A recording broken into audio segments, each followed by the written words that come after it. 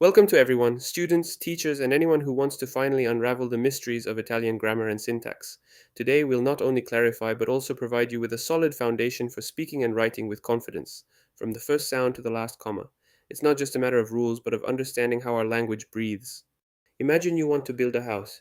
You can't start with the windows or the roof, right? You have to start with the foundation. And in our language, the foundation is precisely phonology and spelling.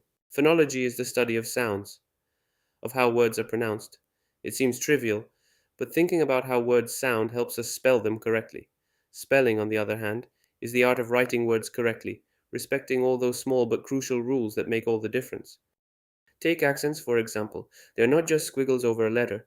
The tonic accent tells us which syllable we pronounce with more force. Think of the words ancora, the word for a ship, and ancora, meaning another time. A small difference in the position of the accent can completely change the meaning. And then there are graphic accents, the ones we put on paper, like in cafe or perche. They're essential for avoiding confusion and for creating the right rhythm when reading. Skipping an accent may seem silly, but it can alter a word, making it into something else. Or think of E with an accent and E without. One connects, the other is a form of the verb to be. They're two different worlds. And apostrophes? Apostrophes. How often do we see them misused or worse, forgotten? The apostrophe isn't a decoration but a signpost in the language. It indicates that a vowel has been eaten, eliminated to make pronunciation smoother. Think of la ap becoming lape, or di amico becoming d'amico. It simply helps us speak and write faster, more smoothly. But be careful, it shouldn't be used inappropriately. Saying quale without an apostrophe is correct because qual already ends in a vowel, there's no elision. And don't confuse it with truncation, where the final part of a word is cut off without an apostrophe, as in un buono amico or signor Rossi. These small distinctions are the salt of our language, the ones that let us know if we're just talking or if we're truly communicating precisely. Finally, punctuation. Punctuation is the breath of a sentence, its melody. Without commas, periods, and semicolons, writing would be a monologue without pauses, difficult to follow. A period puts a break, a comma takes a breath, a semicolon connects two closely related ideas. A question mark asks a question, an exclamation point conveys a strong emotion. Let me give you a classic example. Let's go eat, grandma, versus let's go eat, grandma. See the difference? A simple comma change can save a grandmother. This small example, often used with a smile, shows us how crucial punctuation is not only for clarity, but also for the very meaning of what we want to say. And think of the colon, which introduces an explanation or a list, or the quotation marks, which indicate a quote or direct speech. Each sign has a very specific role, and knowing it allows us to give our communication the form and effectiveness it deserves. After laying this solid phonological and orthographic foundation, it's time to move on to how words form and behave. Here we enter the realm of morphology. Morphology is nothing more than the study of the different forms words can take and how these forms are classified. It's as if each word had its own identity card that describes its role and characteristics within a sentence. It helps us understand what kind of piece we have in hand when we construct our speech. The parts of speech are the fundamental building blocks. In Italian, we have nine: the noun, the article, the adjective, the pronoun, the verb, the adverb, the preposition, the conjunction, and the interjection. Today, we'll focus on the first five, the most dynamic and often the most complex. Let's start with the simplest and most intuitive: the name. The name, or noun, is what we use to indicate people, like Maria or student, places like Rome or school, things like table or book, or abstract concepts like freedom or love. It's the point of reference, the pivot around which much of the sentence revolves. Without nouns, we wouldn't know what we were talking about. Every noun has a gender, masculine or feminine, and a number, singular or plural, and these characteristics influence many other words in the sentence. Next to the noun, we find the article. The article is like a small sign that accompanies the noun, specifying or determining it. Think of the book or a book. The is a definite article telling me we're talking about a specific book, perhaps the one I'm holding in my hand. Un is an indefinite article telling me it's any book, one among many. This little word is crucial to the precision of our speech. The article always agrees in gender and number with the noun it accompanies. So we have the house and the houses and the cat and the cats. Then we have the adjective. The adjective is the painter of words. It describes or qualifies the noun, adding details, colors, and nuances. The book is beautiful, the house is big, a smart boy. Without adjectives, the world would be much grayer and our descriptions much duller. The adjective, like the article, agrees in gender and number with the noun it refers to, creating harmony in the sentence. The pronoun, as the name suggests, pronoun, meaning in place of the noun, is a substitute. It serves to avoid continually repeating the noun and to make speech more fluid and elegant. Instead of saying Marco bought an apple, Marco ate the apple, we can say Marco bought an apple, he ate it. LE stands for the apple. There are personal pronouns, I, you, he, possessive pronouns, mine, your, demonstrative pronouns, this, that, and many others. They are small but powerful tools for avoiding boring repetition. And now, ladies and gentlemen, the undisputed protagonist, the beating heart of every Italian sentence, the verb. If the noun is the body of the sentence, the verb is its soul, its vital energy. The verb expresses an action, to eat, to run, a state, to be, to seem, or an existence, to exist, to live. It is the most complex and perhaps most fascinating part of speech because it is incredibly versatile. Think of how much information a single conjugated verb contains. The verb tells us the who, the person I, you, he, she, the when, the tense, present, past, future, and the how, the manner, a certain desired or possible action. It's like a miniature grammatical universe. The verb moods tell us how the action is presented. We have the indicative mood, which expresses a reality, a certainty. I eat pasta. It is the mood of truth, of facts. Then there is the subjunctive, the mood of doubt, desire, and possibility. I hope you come.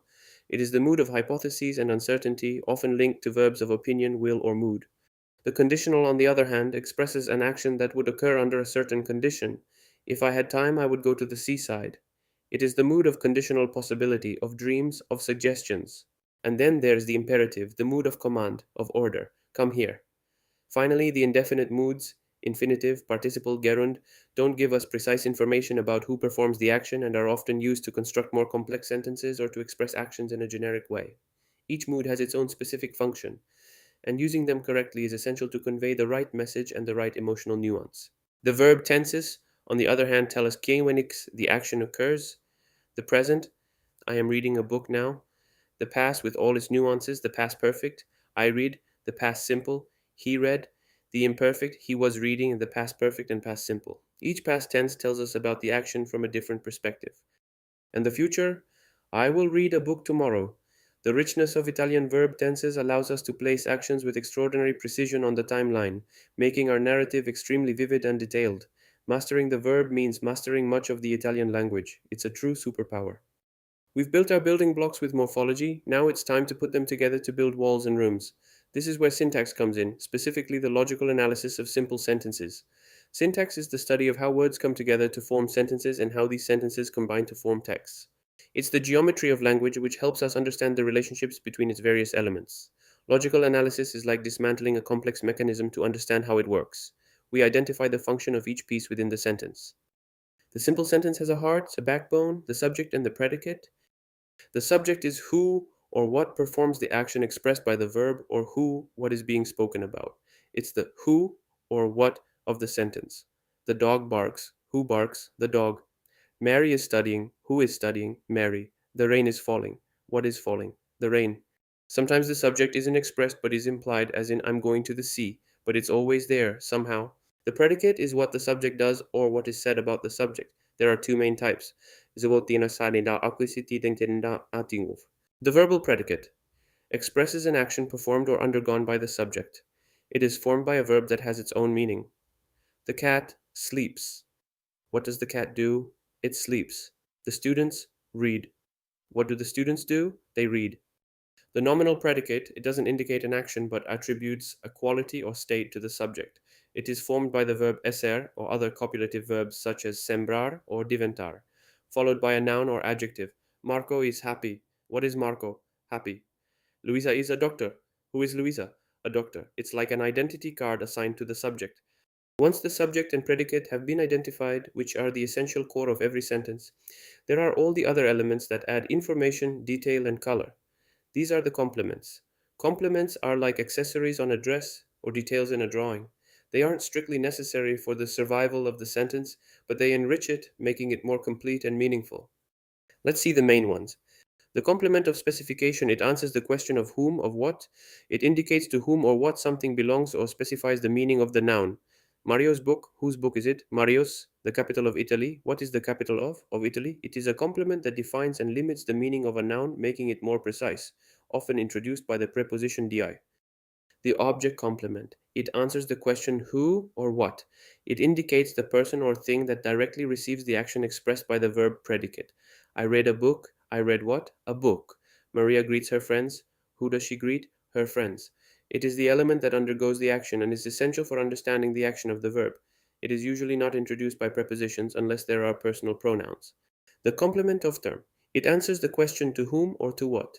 It indicates the person or thing to whom the action is intended or for whom the action is performed. I give a gift to Marco. I give a gift to whom? To Marco. He calls your mother. He calls whom? To your mother. It is almost always introduced by the preposition a. The place complement. It answers the questions where from, where to, where through where. It indicates the place where the action occurs, where it comes from, where it is directed to, or through which it takes place. I'm going to Rome. Where am I going? To Rome. I'm leaving home. Where do I leave from? From home. I'm passing through the park. Where do I pass through? Through the park.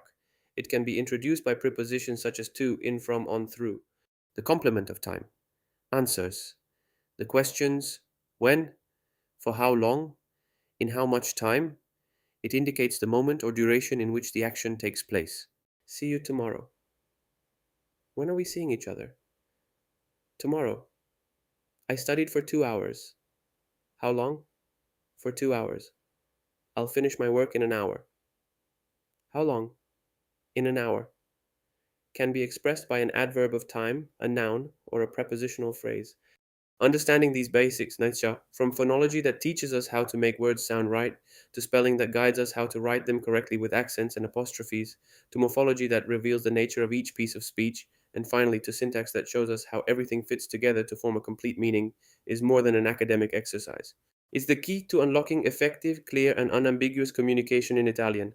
It's the difference between stammering and speaking fluently, between writing in a confusing way and crafting flawless texts. Each element we've explored today is a piece of a larger puzzle. Mastering these concepts means not only avoiding errors, but also expressing your ideas with precision, elegance, and awareness. It's not just a matter of memorizing rules, but of understanding the logic and beauty that lie behind our language. Knowing grammar and syntax doesn't limit your expression, it liberates it, giving you the tools to paint with words exactly what you have in mind. Don't let grammar scare you, it's a map, not a wall. Continue your journey into the fascinating world of the Italian language. If you enjoyed this trip, click here for the next video where we'll go deeper.